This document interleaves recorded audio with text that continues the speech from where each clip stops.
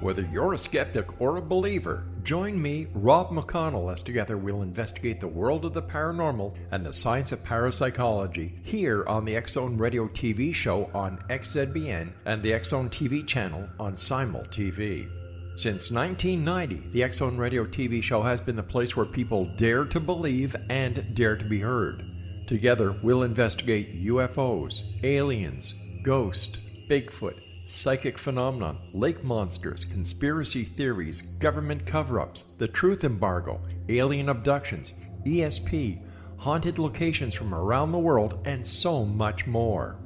With over 28 years of broadcasting and more than 4,500 individual guests, the X-Zone is truly a place where fact is fiction and fiction is reality, as evidenced by the credibility, integrity, and professionalism of the guests that we bring to our international audience. If you have seen a UFO, had a close encounter, seen a ghost, Bigfoot, lake monster, or a story that you would like to share or have investigated, contact me, Rob McConnell, by sending me your email to xzone@xzoneradiotv.com, or you can call toll-free 1-800-610-7035, extension 143, and on Skype, X-Zone Radio TV. For more information on the X-Zone Radio TV show with yours truly, Rob McConnell, visit www.xzoneradiotv.com or www.xzonetvchannel.com or simultv.com and xzbn.net. Until next we meet here in the X-Zone from our broadcast center and studios in Hamilton, Ontario, Canada, always remember, X-Zone Nation, keep your eyes to the sky and your heart in the light.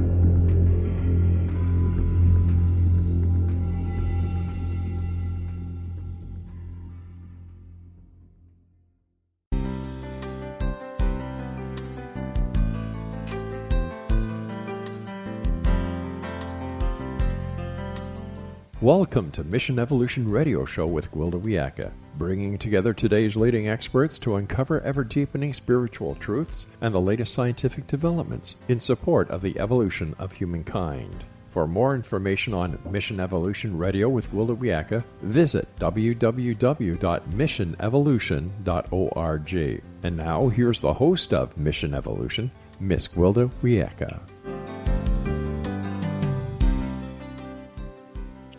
Hello, dear friends. This is Mission Evolution Radio Show, where we share innovative thoughts with the day's leading scientific and esoteric experts, supporting the path to unity and enlightenment.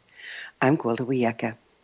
This hour we'll be exploring awareness, coming out of the darkness and into the light. Evolution is a process of waking up to greater levels of reality. Waking up requires we become mindful of where we are unconscious or asleep to what is. As we enter the Aquarian age and more expansive frequencies, the light is available for us to see more than in times past, if we open our eyes and are willing to look. This is not as easy as it may sound. In effect, we've been asleep for generations upon generations. Unconsciousness and limited perception of reality has become embedded into our own, not only our belief systems, but into our very DNA. In addition, like a frozen limb coming back to life, the process of waking up can be a painful one. Waking up results in the awareness of the heartlessness imbuing our world and our unwitting participation in it. The resulting guilt and shame tend to drive us right back into denial and unconsciousness. How can we break this non-productive cycle? What is required to embrace the light and remain present? What can help us move out of the darkness of times past and evolve into our potential? With us this hour to explore this process of awakening is Loch Kelly, author of The Way of Effortless Mindfulness. Loch is a graduate of Columbia University and has been leading meditation teacher, psychotherapist, and seminar leader for more than 25 years. Loch has worked in community mental health and counseled family members after 911. Founder of the nonprofit Open Heart Awareness Institute, Loch collaborates with neuroscientists at Yale, the University of Pennsylvania, and NYU to study how awareness training can enhance compassion and well-being. His website, lochkelly.org. Loch, thanks for joining us on Mission Evolution. Thank you so much, Gwilda. It's great to be here with you. What degree did you get at Columbia? So I've got a double master's degree. One is a master's in clinical social work, and the other was a master in divinity in psychology and spirituality from Union Theological. How did you become interested in mindfulness? I think, if we all look back at our childhoods, we feel those times when we've been mindless. And for me, I started to feel that there was something that opened up in my life when I accessed a certain kind of awareness. And interestingly, for me, it often would happen when I would play sports. So I would play a sport and I'd enter into the flow, or what's called the zone, and all of a sudden I'd be a type of mindful that wasn't just being detached and focused on one thing, but actually open to a greater field of consciousness, more interconnected with my fellow teammates and with the audience and with the game and with life in a way that felt completely different than my ordinary mindless consciousness. It's interesting that you mentioned that. Now that you say it, I used to go there when I would be racing on, ski racing. Yes. Yeah, because you have to really be absolutely present in the moment to get the next mogul right. That's right. Yeah. And if we really look at that, because that's kind of part of the process, I hope we'll talk about this unique form of mindfulness, which is not the typical mindfulness. You can't literally look fast enough in the typical mindful way that you would lift a piece of food, bring it to your mouth and taste it. You can't look at a mogul in that way. Your mind is not fast enough. You have to open to this panoramic flow that actually is processing from a greater awareness and kind of release or trust or surrender into that new optimal way of focusing from a greater mind. So it's really more kinesthetic in a lot of ways, isn't it? It's very embodied, yes. That's right. Tell us about your studies with neuroscientists at Yale regarding awareness and training. That fascinates me. Yes. So this, this had led me from kind of sports to talking about this. One day, I know you're in Canada, so you'll understand I was an ice hockey goalie, and I used to be able to find a way to enter this flow state intentionally. So the way it happened was I was listening to a sportscaster when I was 14, and he was talking about a quarterback on a football team, and he said, he's got eyes in the back of his head. And I thought, oh, eyes in the back of his head, how do you do that?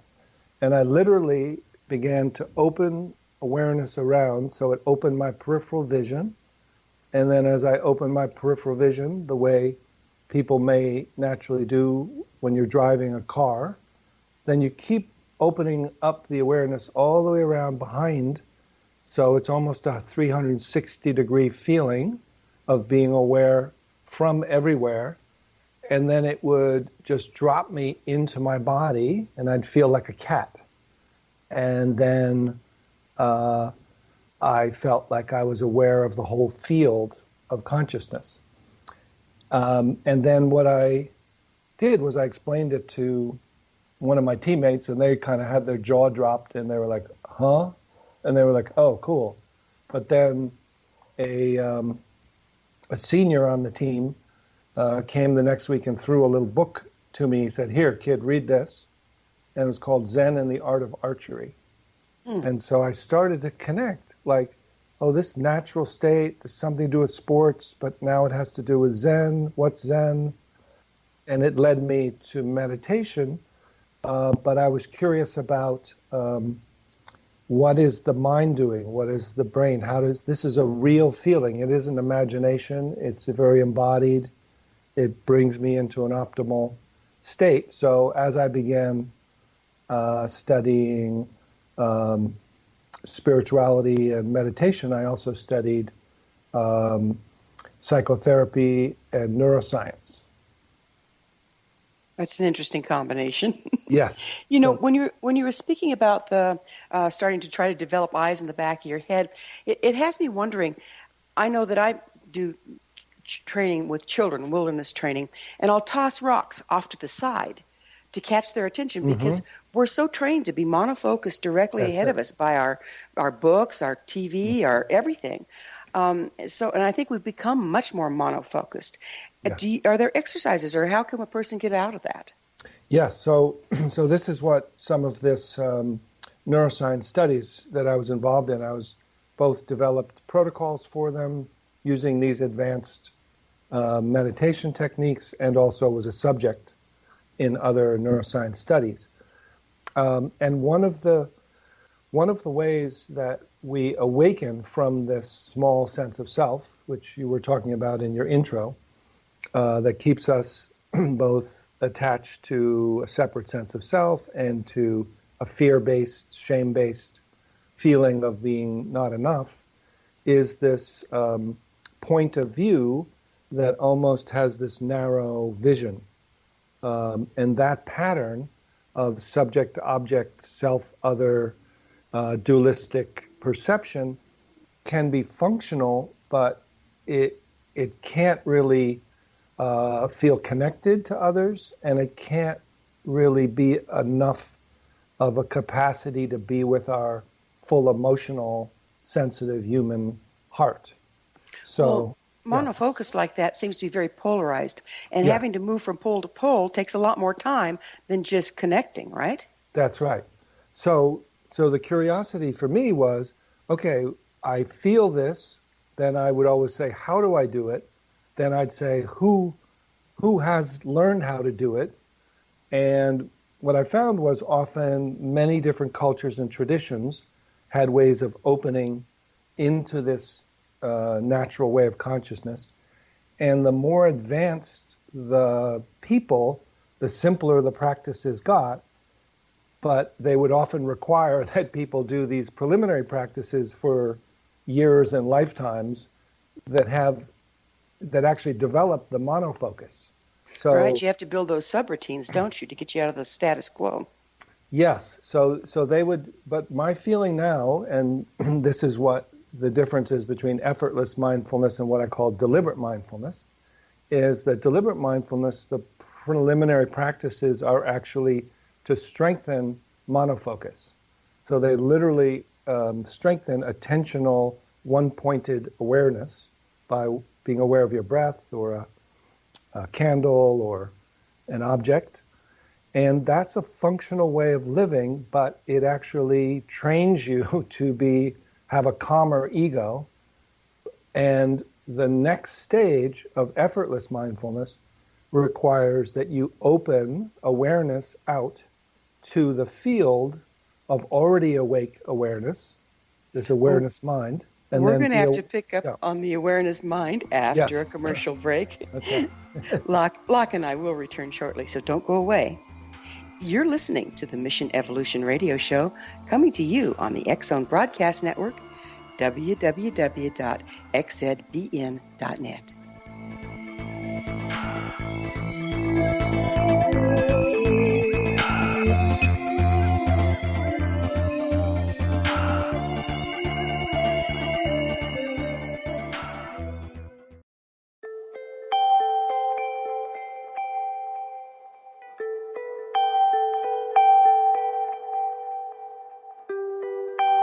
It's hard to listen to the news without realizing we're living in volatile, unprecedented times. Yet never has there been such an opportunity to transform the human condition. As old structures fail, where can we find the guidance to co-create a better way?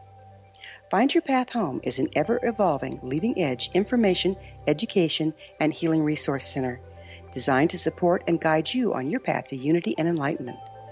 Based on sound principles employed by shamans worldwide, we provide techniques that can support you through the current transitions, offering online shamanic classes, international long-distance shamanic healing sessions, complimentary Mission Evolution radio episodes and Stairway to Heaven TV vignettes, seminars, retreats, and much more. All of this can be found on findyourpathhome.com. So I was watching the X Zone TV channel last night when I was abducted by aliens, and they kept repeating to me over and over again, simultv.com, simultv.com. What's simultv.com? That's what I asked them. They had it written on the side of their UFO. How do you spell that? UFO. No, I mean simultv.com. simultv.com. simultv.com. Right. simultv.com. Interesting that you were abducted by aliens in a simultv.com UFO last night. Oh, yeah? Yeah. Now that you mention it, I remember now last night I was awakened from a deep sleep. My great-grandmother was standing there. She said she'd come from the hereafter to tell me about simultv.com. She even spelled it out for me. simultv.com, sonny boy. simultv.com. simultv.com, sonny boy. Wow. Yeah. Guys, you'll never guess what my psychic guru just told me. simultv.com. Exactly. Are you guys psychic too? Of course. We all know about simultv.com. simultv.com.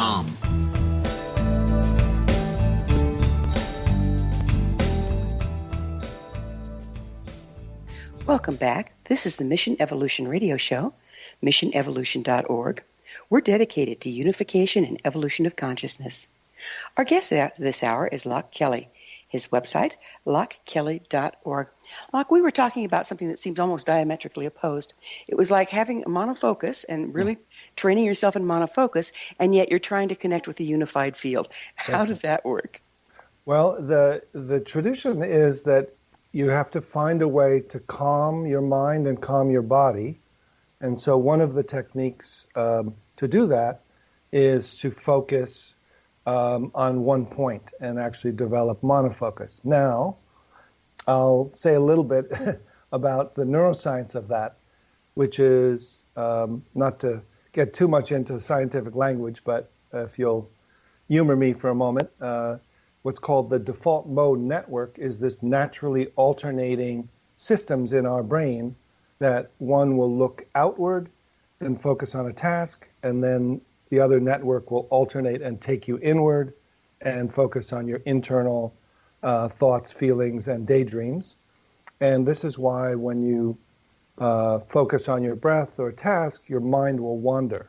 It actually goes from outer to inward naturally. And what happens is that we found in the neuroscience is when you do monofocus, you repress the inner world and you turn on or hyper hold the outer task mode, and this will calm you down and give you relief like a nap or a deep sleep, but you can't function this way.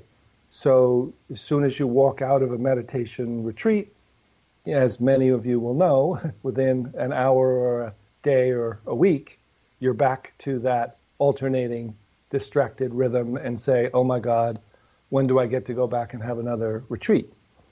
So the open awareness, the awake awareness-based knowing, actually balances internal and external default mode network.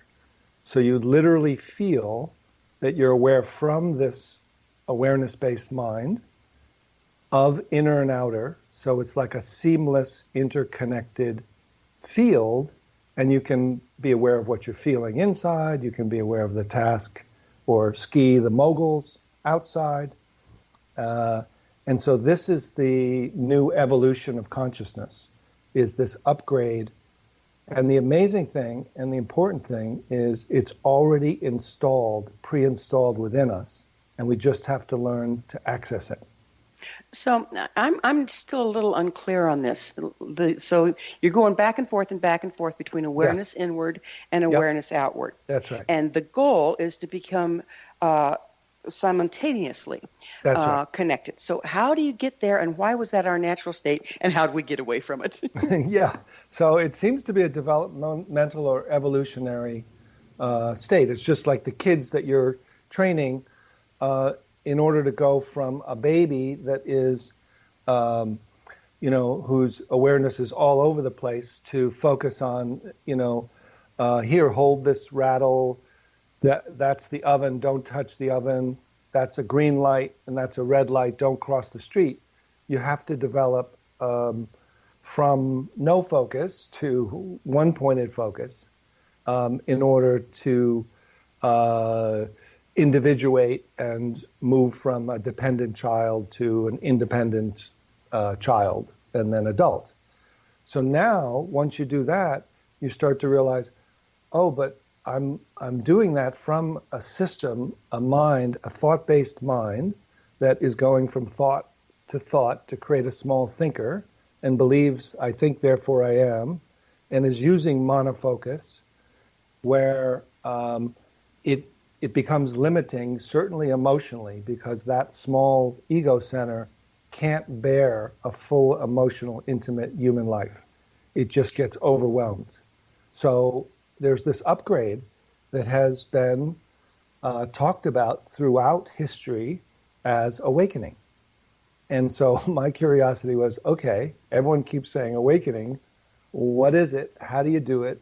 And if the premise is it's already here within us, then how do we access it more directly, more immediately, and more elegantly in our contemporary world? Well, is it like we came with that capacity and then had to be trained into focusing in order to function in the world? But then the world actually demands that we remain in that mode because of the way it's set up, the way it's designed, the streets, the work, the job.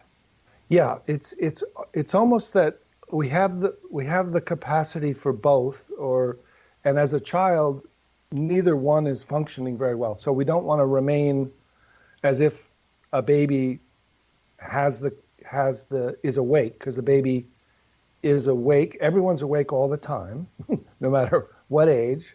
There's an awakeness inherent, but then there's human functioning. So a baby can't independently survive. So then we have to develop the capacity of individual ego function. But then what happens is we create an ego identity out of ego function, and we have to then evolve. So we keep the ego function, how to cross the street, which is our house, different tasks that we've learned, and then upgrade the sense of self and consciousness to this more open, awake, interconnected, unconditionally loving feeling of flow. But our environment does not, our modern day environment does not promote that, does it? No, particularly our education. I mean, think about how much progress we've made in science and even in, kind of positive psychology, which is still ego psychology, and functioning, creating microchips. I mean, those things are amazing. I could never figure those out. But this next capacity that feels like dropping from head to heart, but it's really the heart-mind, which feels open, as if you were now to open your awareness around 360 degrees and feel this spacious, embodied, heart-centered field of interconnectedness, which all mystics and awake beings talk about as the most joyful, the most optimal, and the intelligence then is available as a tool. So thinking becomes a tool that you can use or not use, and the baseline is loving peace of mind. So basically we're coming out of a place where we're identifying with what we think? Yes, that's it. So this, I think, therefore I am, is still our greatest mistaken identity. So it's a simple case of mistaken identity. And the catch-22 is we have these great capacity of intelligence and thought and effort and attention and will, but we're trying to use them to upgrade to this awareness-based identity, and actually we have to let go of thinking in order to find wisdom. So more like I am and therefore I think. That's right. I am and therefore I think. That's beautiful. Yeah. Well, So now you're it going to seems like become the new philosopher of our age. yeah. Well, it seems like, our computers and algorithms and all this stuff is rapidly replacing the I think and therefore I am. And so the value of human beings actually is becoming being able to be and join the unified field, which right now, at least, the algorithms cannot do. That's right. Yeah. And so the main thing, and this is this book, The Way of Effortless Mindfulness, is I literally went and studied with many of the great masters in the fields of meditation and traveled to India, Sri Lanka, and Nepal. Studied in the universities there as well as in the monasteries and meditation centers, and kept asking these questions.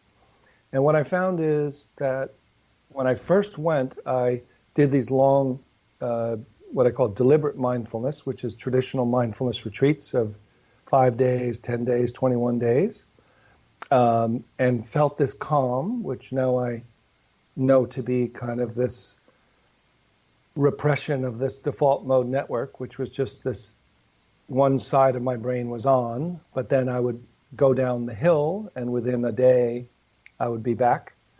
And then I went up to India and Nepal and met this Tibetan teacher who was giving out these advanced practices called Mahamudra and Dzogchen teachings, which can be done in minutes with your eyes open in the middle of your day.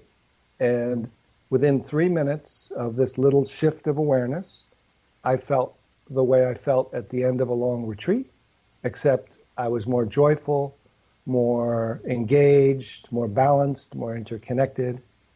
And I said, oh my God, it literally is already here. It's this far away, one moment away. How do I learn this and how do I teach this? And that's basically, I've created these what I call glimpse practices, which are 1 minute to 7 minutes long. And they're designed for different learning types of people. So some people are more kinesthetic, some people are more visuals, auditory. And so I go through these different doorways fairly quickly. And once people learn to do them, they literally can shift from monofocus to interconnected in the middle of their workday on the subway in New York City. Well, fantastic. Well, we're going to have to take another break and talk about this way of switching back and forth. It sounds like a fascinating topic. Locke and I will return to our discussion on the other side of this break, so you stay right there. This is the Mission Evolution Radio Show. We're coming to you on the X-Zone Broadcast Network, www.xzbn.net.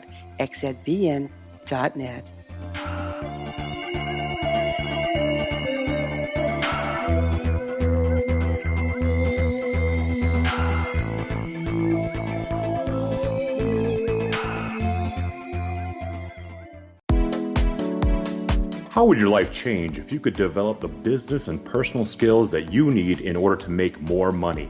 Do you want to learn how to achieve your big life goals faster?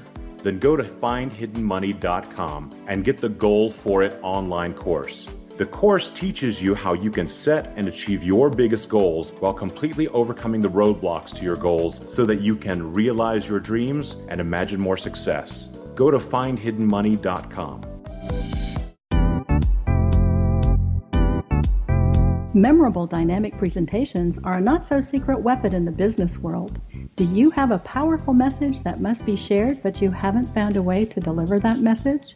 Do you want to be known as a top public speaker who gets amazing results? Are you ready to create and deliver your powerful message? Thomas Hides can help you create and deliver your speech to get the results you desire. Visit iconquality.com. Did you expect your business to flourish, but instead it plateaued or didn't get off the ground yet?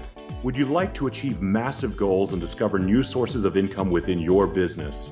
When you're ready to experience that type of success with fast results, Cindy Hendricks is the business coach for you. Her work with entrepreneurs and business owners has been life-changing.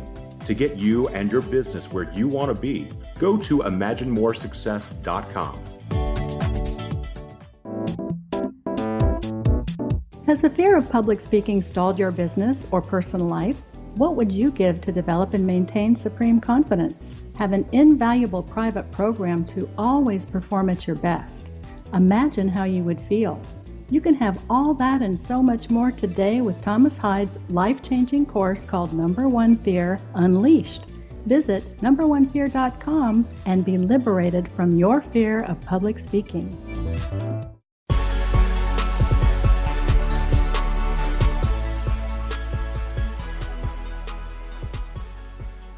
Welcome back. This is the Mission Evolution Radio Show, missionevolution.org, bringing leading-edge information supporting the path to enlightenment.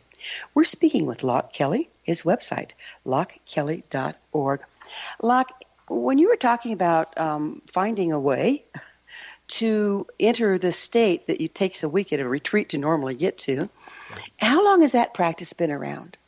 So this is the ancient practices from, probably pre-written traditions, but certainly from Taoism, from early contemplative Christianity, from Buddhism, from early shamanism. There are ways to, there's an ancient Taoist text that is called the Secret of the Golden Flower that basically says the entire secret is to turn the light of awareness around. And so in some ways that's the principle, to have awareness drop or open. So rather than you, the doer or the meditator or the thinker, it's literally to start to feel that awareness can return home. Awareness can open up peripherally and open up into the awareness that's already here without your help. And that's where the words surrender or letting go or turning it over or discovering or uncovering that which is already the ocean of awareness that's arising as each of us as a wave in this field. And that feeling is described in all these esoteric traditions and in the advanced religions that sometimes are only taught, to, like in Tibetan Buddhism, you learn these in the last 6 months of a 3-year retreat. But this one teacher who I went to, 30 years ago, said it's time to begin to give these out because it's more important to have people awaken because of the needs of the world. And so these are now becoming more available. The texts are becoming translated, and we're in a fortunate time to have access to these teachings. Amazing. So the question begs asking, when and why did we go to sleep? Yeah, I think, it could be, some of it is evolutionary, I think. Although there have been these periods, they call them the axial ages, where people kind of woke up and then went back to sleep and woke up and went back to sleep. So there's some evolving going on, and I think we can all agree that it seems almost like there's a strong impetus now that we almost have to wake up if we're going to survive. And to wake up to this love, to wake up to motivation from seeing that we're all connected. So the sense of,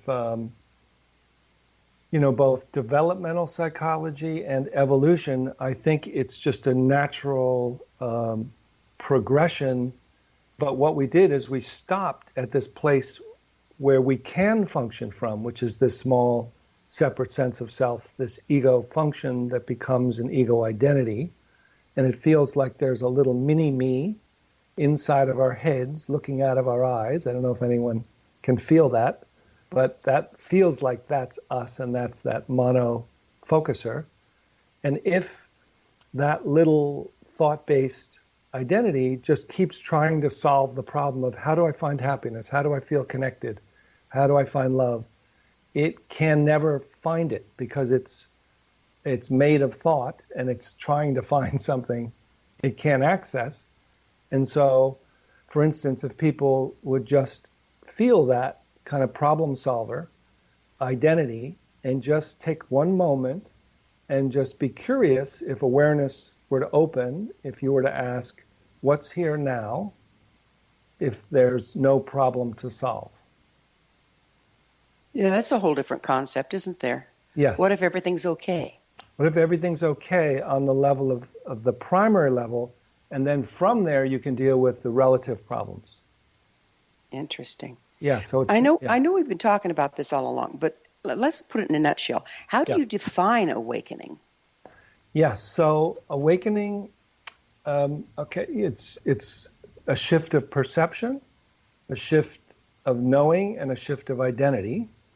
So very simply, going from perception that's monofocused to interconnected, a shift of knowing from thought-based, thinker-based knowing to awareness-based, love-based knowing, and then from a small separate identity, a small felt sense separate self, to this interconnected, loving, supportive self with a capital S that feels it's part of the ocean of the universe arising as you and others.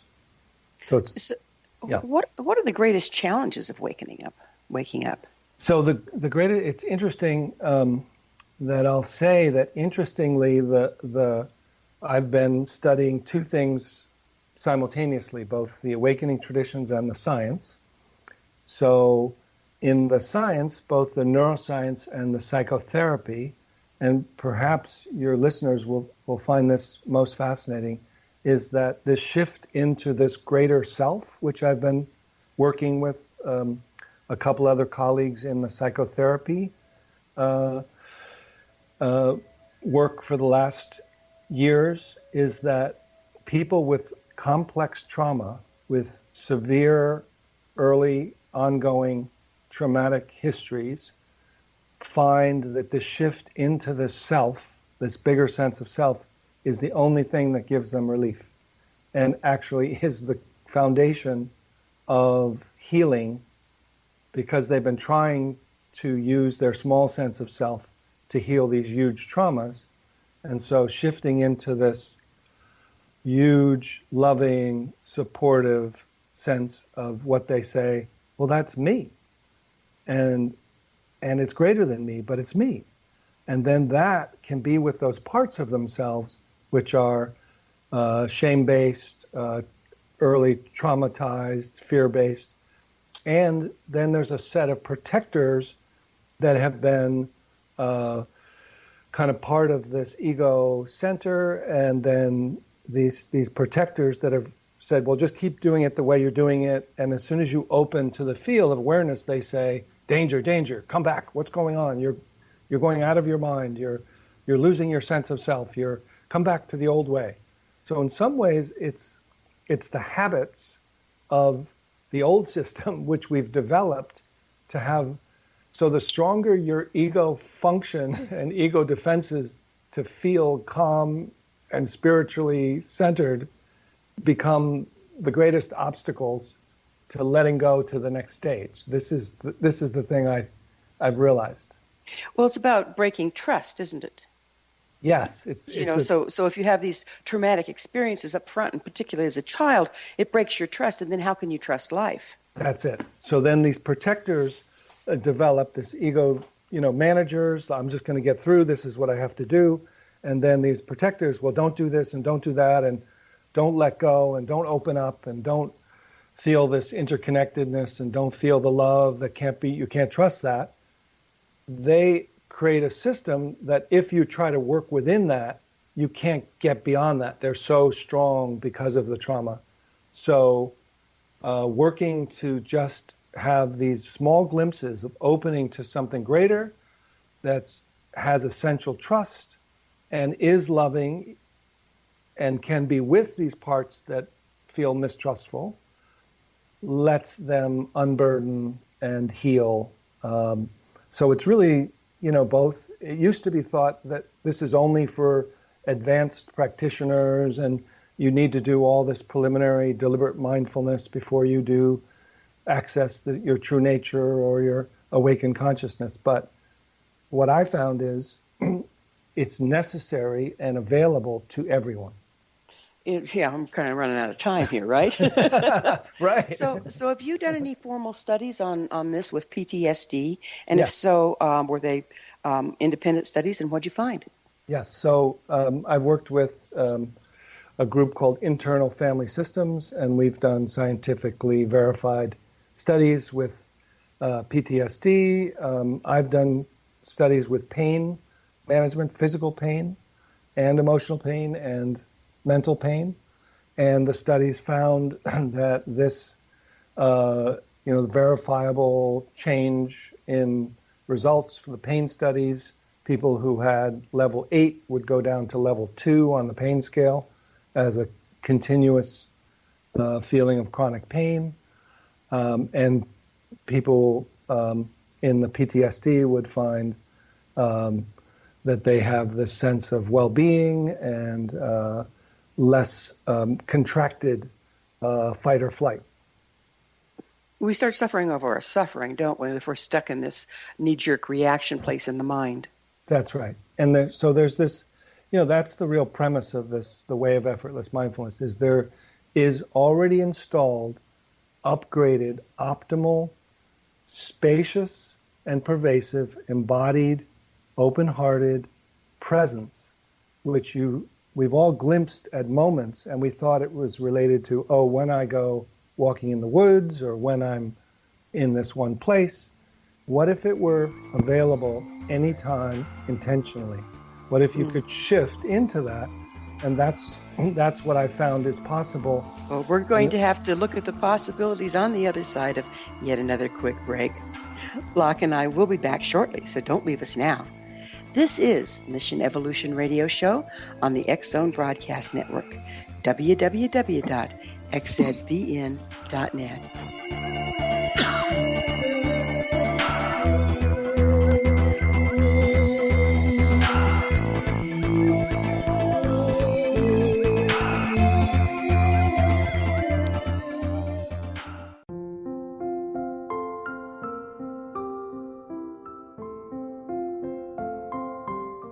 I am Dr. Carl O'Helvey, founder, president of a new cancer foundation focusing on evidence-based physical, mental, and spiritual interventions, including natural cancer cures, prayer, meditation, affirmations, nutrition, and other related holistic cancer prevention and cure modalities.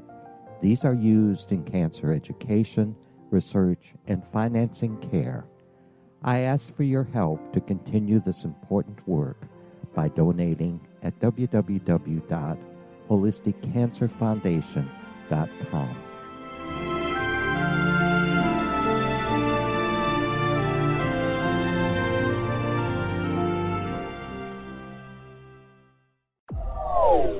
They are here, and they've been here for thousands of years, making their presence known in the shadows. They might be seen by a lonely motorist on a deserted road late at night, or by a frightened and confused husband in the bedroom he is sharing with his wife. But who are they? What do they want? Why are they here? Perhaps most concerning, has the government been aware of their presence all along? The new book by L.C.M.R. UFO Disclosure, the 70-year cover-up exposed, delves into the world of UFOs. Can full disclosure be soon? Order now and receive a free hour and 37-minute DVD on the UFO phenomenon. UFOs are real. Get both the book and the DVD, a $40 value, for only $19.99. To order your book and DVD today, go to lamarzulli.net. That's LAMARZULLI.net.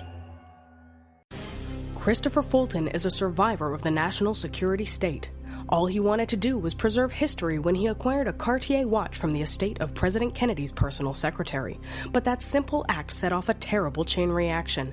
He was pursued by the U.S. Justice Department and the FBI, thrust into the middle of the U.S. government's Assassination Records Review Board, even monitored and pursued by the Russian government.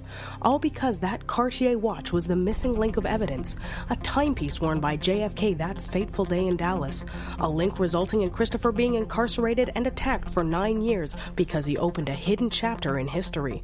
The intriguing journey outlined fully in Christopher Fulton's memoir, The Inheritance, is available now through TrineDay.com or Amazon.com. The Inheritance, Poisoned Fruit of JFK's Assassination by Christopher and Michelle Fulton is a must-read, an incredible tale of how easily our own government can overrule justice. The Inheritance, Poisoned Fruit of JFK's Assassination.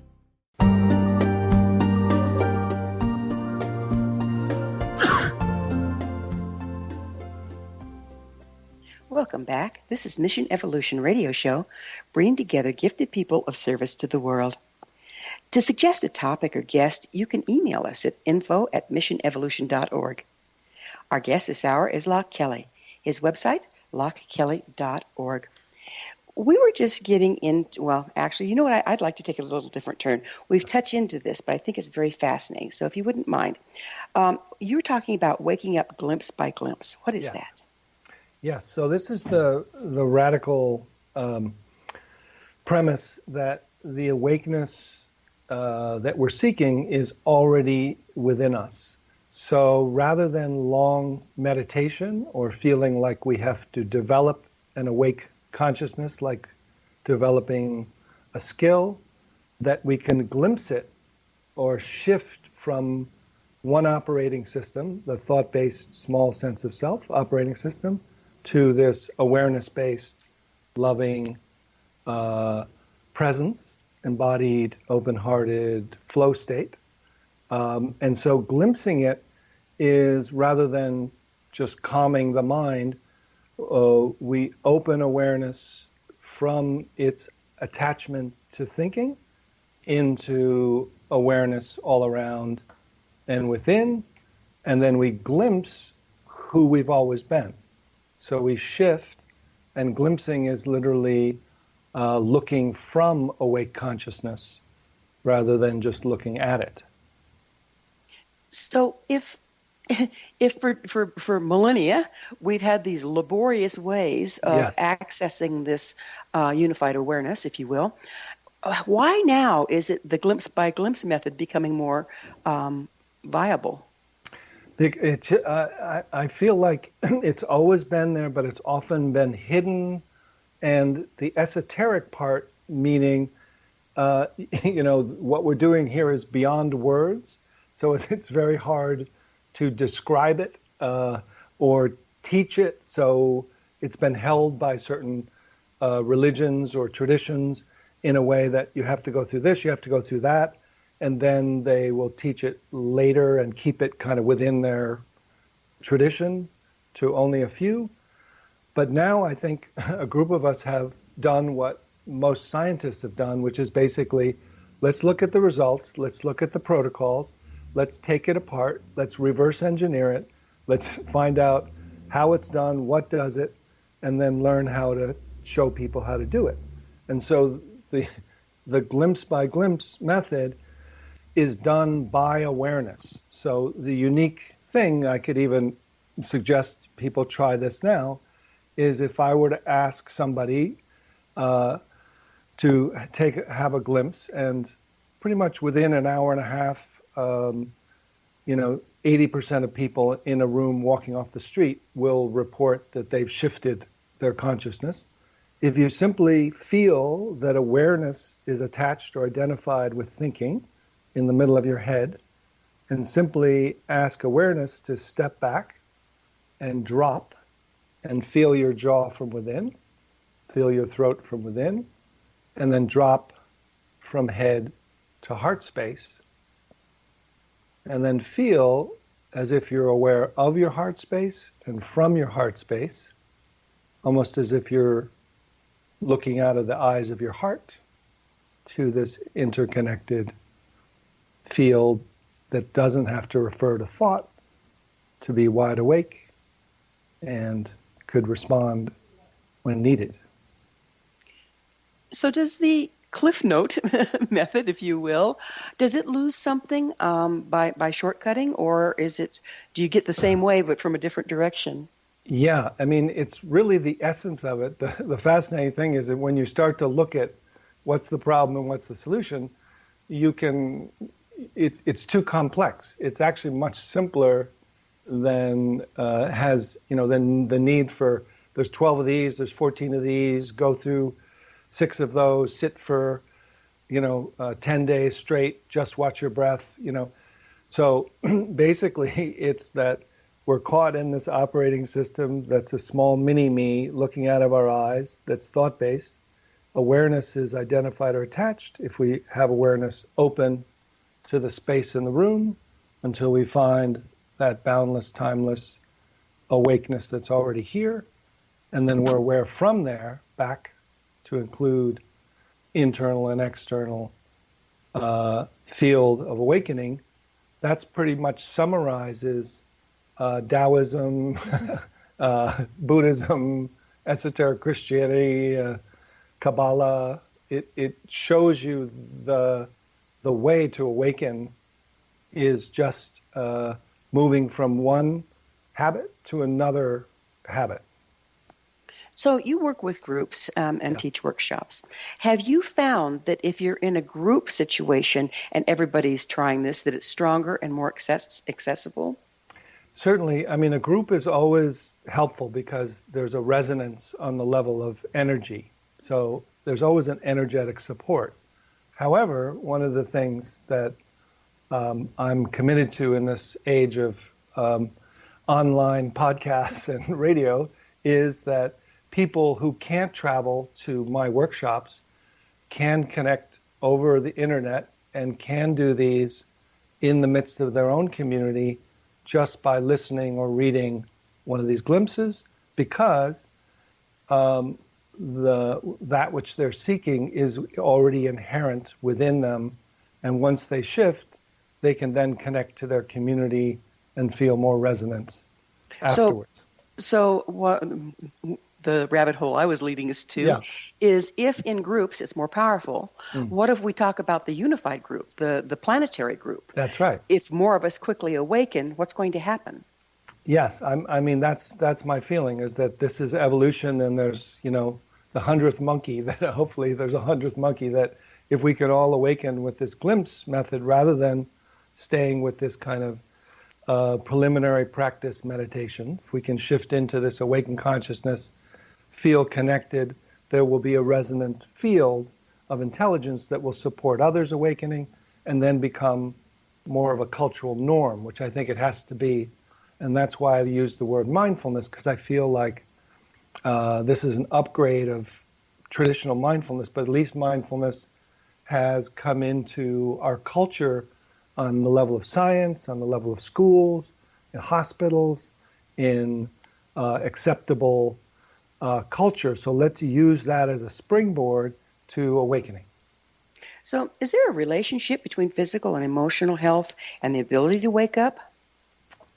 Yes. I mean, it will, on the side of it will help your physical and emotional health when you wake up, but you can wake up even if you are, if you have difficulty on the physical, emotional I spoke about, even if you have traumatic history emotionally, or if you're, aren't, highly, successful in the world, you can still awaken.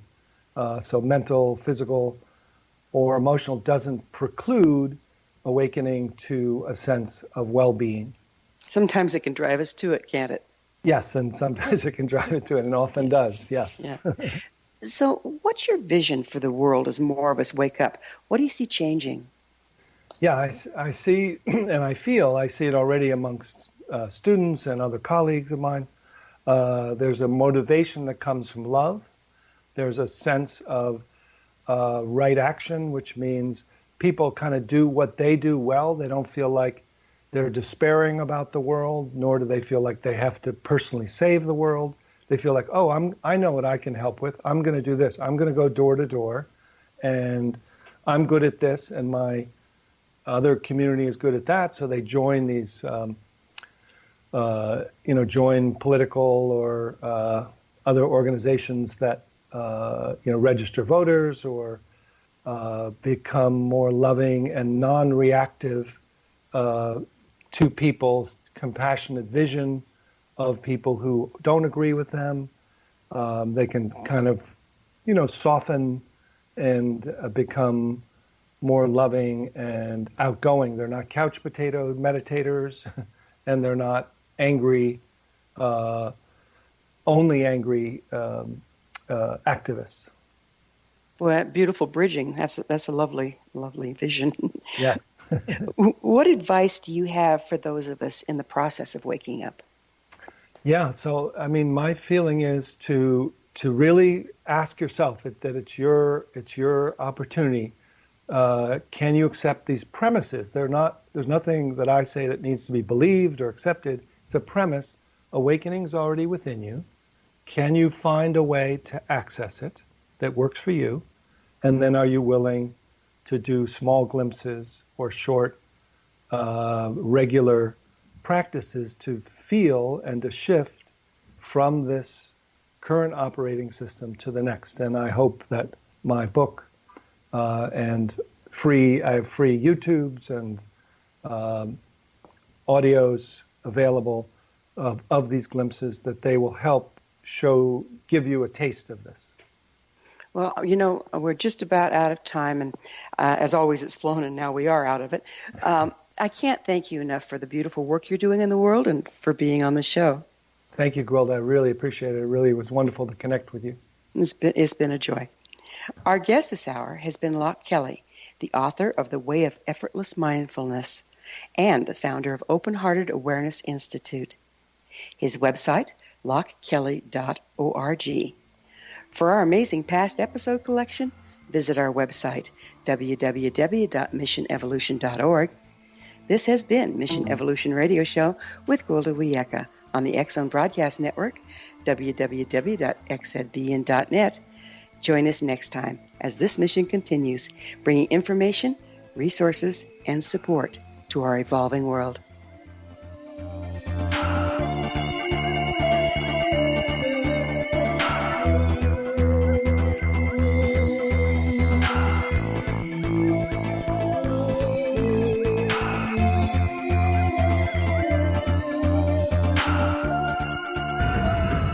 If you are looking for a safe, zero-calorie natural option to the harmful artificial sweeteners on the market today, Just Like Sugar is what you're looking for. Just Like Sugar is a wonderful natural alternative for those health-conscious people who choose a calorie-restricted diet with a great, pure, sweet flavor that tastes just like sugar. Just Like Sugar is a great natural option for people suffering from diabetes and may be useful in restricted diet programs where standard sugars are not allowed and does not cause a laxative effect of some other sweeteners. Just Like Sugar comprises a perfect blend of chicory root fiber, natural calcium, natural vitamin C, and Just Like Sugar's sweetness comes from the natural flavors from the peel of the orange. Just Like Sugar is a natural alternative to harmful artificial sweeteners and will change the way that you believe all natural sweetener products taste. Just Like Sugar is available at your local Whole Foods markets, Wild Oats markets, Henry's, Sun Harvest, and many other fine natural food stores in the U.S., Canada, and worldwide. They are here, and they've been here for thousands of years, making their presence known in the shadows. They might be seen by a lonely motorist on a deserted road late at night, or by a frightened and confused husband in the bedroom he is sharing with his wife. But who are they? What do they want? Why are they here? Perhaps most concerning, has the government been aware of their presence all along? The new book by L.A. Marzulli, UFO Disclosure, the 70-year cover-up exposed, delves into the world of UFOs. Can full disclosure be soon? Order now to receive a free hour and 37-minute DVD on the UFO phenomenon. UFOs are real. Get both the book and the DVD, a $40 value, for only $19.99. To order your book and DVD today, go to lamarzulli.net. That's LAMARZULLI.net. You have heard of the X Zone? Now watch it on Simul TV, plus 500 video games, live TV channels, free video on demand, worldwide, and more. Does this sound like tomorrow's television? Well, it is, but you can have it today, right now. It is Simul TV. Simul TV offers what the others only wish they could provide. 15 exclusive channels like X Zone, sci-fi, and horror. We are worldwide. No other provider offers that. 500 built-in video games. No need to have an extra expensive system. We have them included. Free video on demand, live streaming events from around the world, interactive online network, and much more. Tomorrow's TV today. Simul TV. Sound too good to be true? Well, it's not. You can have Simul TV today. Sign up at simultv.com. Do it today.